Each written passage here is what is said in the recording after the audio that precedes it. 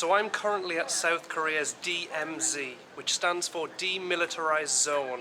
Now this zone is the official point, the closest point you can get to North Korea from its neighbouring countries. And later today I'm also going to look over the border into a nearby village to see the locals going about their everyday life. Now you do have to book on a tour to visit the DMZ, damn it's bright. But the tours are really easy to get on. They're pretty much run every single day. There's so many to choose from online, and they cost around $50. So it's very easy to do. And it's like 1 hour drive away from Seoul. So if you're in Seoul, I would highly recommend doing this. Now there's actually 4 stops on this tour today. I'm at the first one right now, and this is one, I think this is the only one, which is actually just outside of the DMZ. This is like the first checkpoint you come to, where you kind of get your tickets and your credentials verified by the officials before you go into the DMZ zone. So here's the view from this little first checkpoint too. You can see the barbed wire and all the security already. There's a little gondola ride over there too. I saw online you have to pay extra for that though. Wow, look at that. So this is the entrance to the DMZ. It's kind of funny how there's a theme park right next door to the DMZ. What a place for it. So straight away there's just a ton of memorials around this first site that we're on. There's a little statue up here that I want to show you. There's people having photos with it right now. It's a bronze, brass, golden statue of 2 little girls here, and it represents the girls who were kind of sold into the war and used as sex slaves. These girls were 13, 14 years old, so students, children, and they were used as sex slaves, sleeping with, or forced to sleep with over 100 soldiers per day. And if they refused, they were killed. So they were given no choice. But you'll notice how there is 2 statues there. One represents South Korea and the other represents North Korea. Now when this reunification, when the war is over, one statue will be sent over to North Korea as a gift, which is nice to hear. So pretty much all the memorials around here have a significant meaning and a message behind them. It's great to see. Oh, no photos, videos, I probably shouldn't be here. But yeah, it's a very heartfelt place. And there's a souvenir shop right here. I've heard the DMZ souvenirs are pretty wild. I've heard that they sell some North Korean beers somewhere. I'd love to get a North Korean beer. Magnets, I'm definitely going to get a few of these. They also sell North Korean banknotes. How cool's that? Something really cool as well is you'll notice that the North Korean leader is on pretty much the center of these banknotes. And in North Korea, you know how when you put money in your wallet and you kind of just fold it, scrunch it up, throw it in there?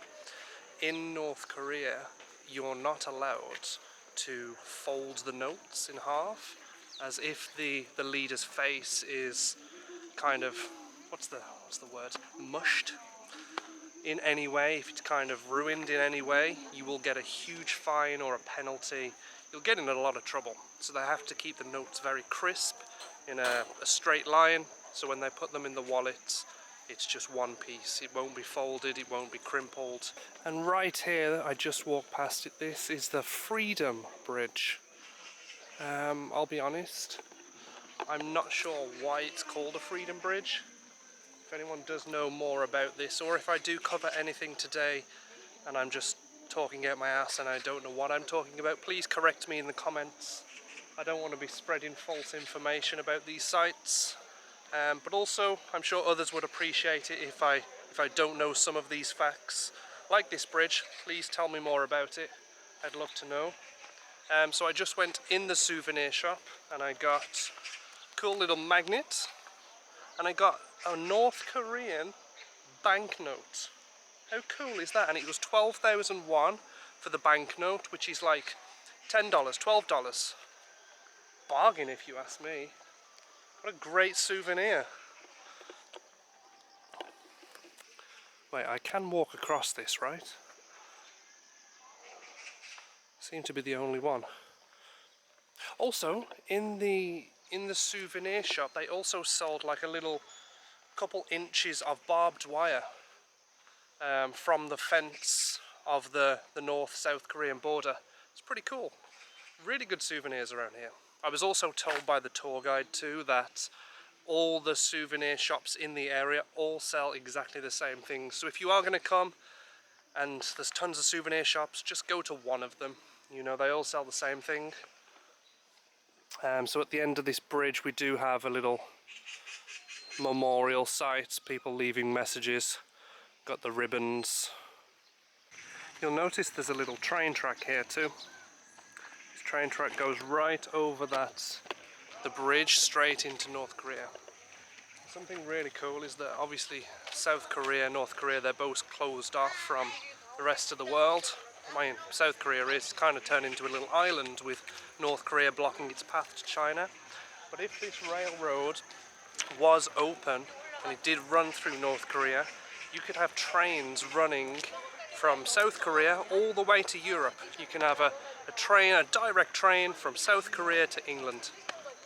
You can go straight through Asia, straight through Europe, and it kind of unites the world as one in terms of travel. Found that pretty cool. So North Korea is the isolator of South Korea, which is really sad. The place is absolutely swarming with tour groups. Real tourist trap here, but it's a tourist trap I'm willing to put up with. This is a really good one. So here's one of the trains that would run along the track, like I mentioned. So let the iron horse run again, I'm guessing is the message.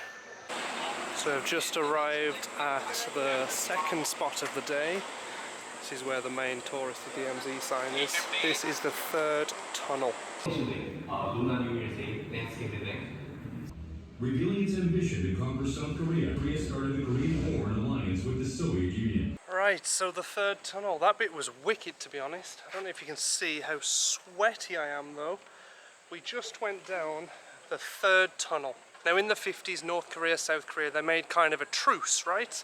They signed this thing in North Korea and it's kind of just to cease all fire, hold the war, you know. And then, a few decades later, South Korea started discovering these tunnels. I think there were 4 in total. Imagine this being the line, and this is Seoul. There was 1, 2, 3, 4. So 4 tunnels coming from each direction, coming to attack Seoul. I'm still out of breath. They found the tunnels. There was obvious evidence of them plotting an attack on the main city. And one of them is right here, and that's where we are. This is the third tunnel. So you get to go down into the tunnel, but it was a real shame because they frisk you before you go in. You have to go through some metal detectors, and it's strictly no photography or video. And you have to leave them on the surface level in a locker. And I was really gutted about that. But it's basically straight underground through this cave system, and the ending was pretty anticlimactic, to be honest. It was just a dead wall at the end. But it was cool to be able to do that and have that experience. That was wicked.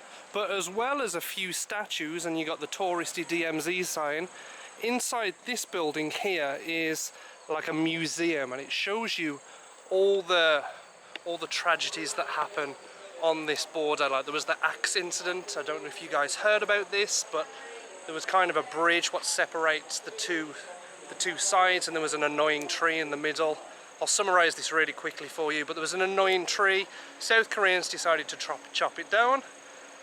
North Koreans wasn't happy. They come over, got the axe, murdered 2 American soldiers. So that wasn't good. There was another incident where they tried to cross the border and tried to attack the president's palace.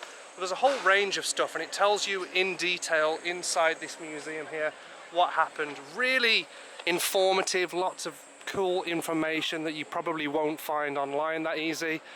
Very interesting place. This is a pretty unique memorial statue too. I like this one. Good strong message behind it. You got the flag of the United Nations behind. Okay, this is the part that I've been waiting for all day. You see all these people lined up? They're looking through the binoculars, the binoculars, into North Korea. So once there's a space free, I'm going to get my eyes latched onto this. Let's spot some North Koreans. Oh, on the top of the hill there? Top of the hill. You can see one house. That is a North Korean guard post. Oh, I see. That's really cool. Yeah.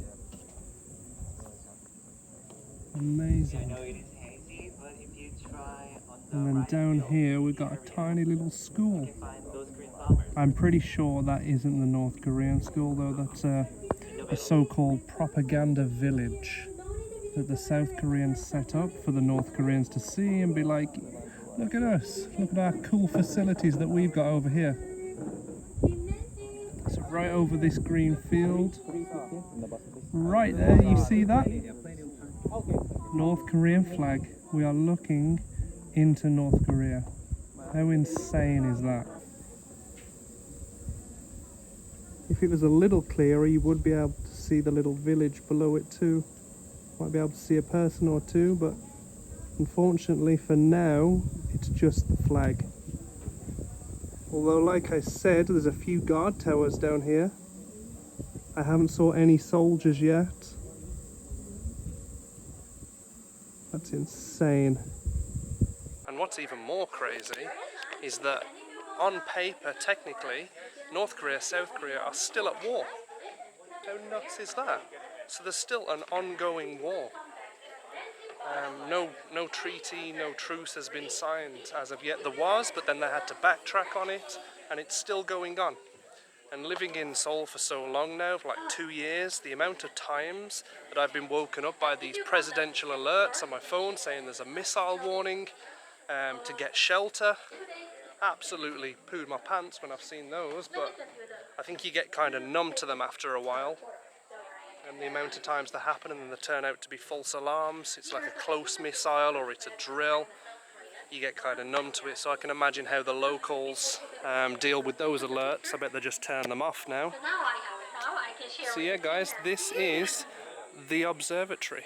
So this is one of the guard stations here, but pretty much all around this DMZ area, outside of, you know, the main tourist DMZ zone, there's actually over 2 million mines.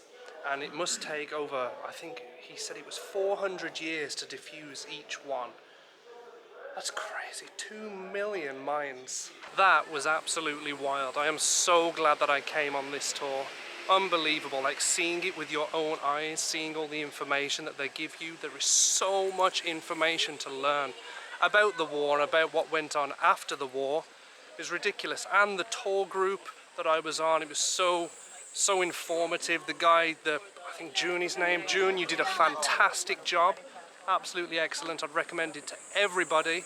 I'm gonna put a link of the tour group that I went with down below. Oh, it's getting sunny again. The link of the tour group I went with is down below. I'm heading back to Seoul. What an amazing day. Try it out for yourself, guys. Peace.